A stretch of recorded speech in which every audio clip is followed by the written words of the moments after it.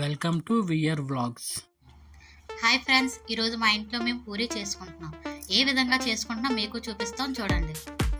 KG గోధుమ పిండి, పూరి కొంచెం పొంగాలి కాబట్టి అందులో కొంచెం ఎక్కువేం కాదు, కొంచెం మైదా తీసుకోవాలి, తగినంత ఉప్పు తీసుకొని కలుపుకోవాలి.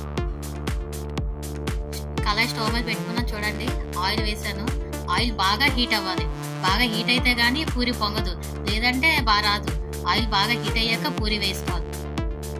పూరి కళాయిలో వేసుకున్నాక ఒకసారి గరిటతో అటు ఇటు తిప్పాలి. తిప్పిన తర్వాత ఒకసారి చూడండి ఎంత బాగా పొంగుతుందో. చూడండి ఫ్రెండ్స్ ఎంత బాగా పొంగుతుందో. ఇలా బయట తినే బదులు ఇంట్లోనే చేసుకొని హ్యాపీగా తినొచ్చు. బయట ఆయిల్ వేరే వేరే ఆయిల్ వేసేస్తున్నారు. మనము హోటల్స్ నుంచి టిఫిన్ తెచ్చుకోవడం వల్ల హెల్త్ చాలా ప్రాబ్లమ్స్ వస్తున్నాయి. ఎందుకంటే మీకు కూడా తెలుసు వాళ్ళు యూజ్ చేసే ఆయిల్ వల్ల.